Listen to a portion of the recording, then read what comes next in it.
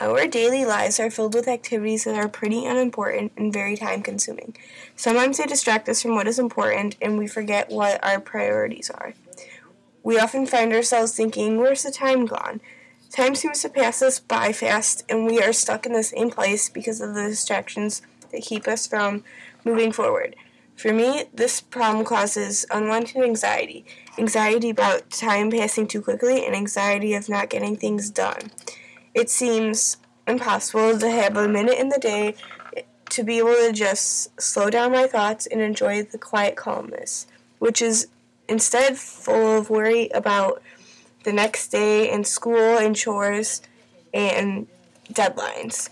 I decided to attempt to change this in the Change Your Life Challenge. My project consisted of keeping a schedule from after school till the time I went to sleep to help decrease the time I spent on distracting activities such as sitting on the computer or talking to my brother and hanging out with friends. The ideal schedule was to get home, clean my room, start my homework, and after I was halfway done to run 3 miles, and I would finish my homework, eat dinner, take a shower, go on the computer, get ready for bed and for the next day, write in a journal, stretch, and go to sleep. The schedule is intended to simplify my life by getting away from distracting activities so I can do what I needed to do in relation to schoolwork, chores, and daily biological needs such as eating, sleeping, and taking a shower.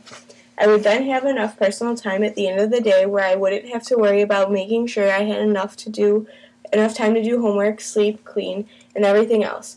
I would hopefully be able to have a period of time to reflect on the day in my journal and relax by stretching.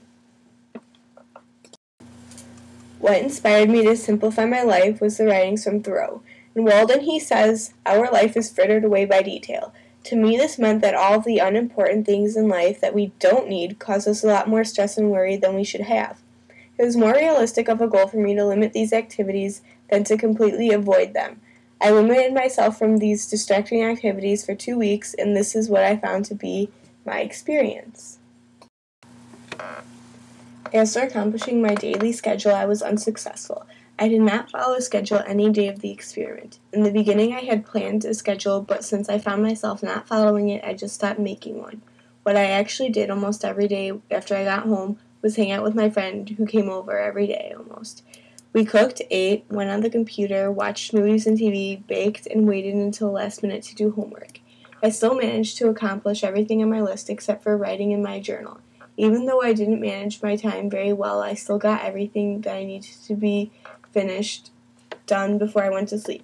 I also actually did sleep earlier than I usually do, and therefore I got about an hour or 2 of extra sleep each night, which made me more productive and less tired the next day. My anxiety about schoolwork didn't go down very much, but I wasn't spending the time worrying about it rather than not doing it. While my experiment does not sound like it was very successful, I find that it was very insightful.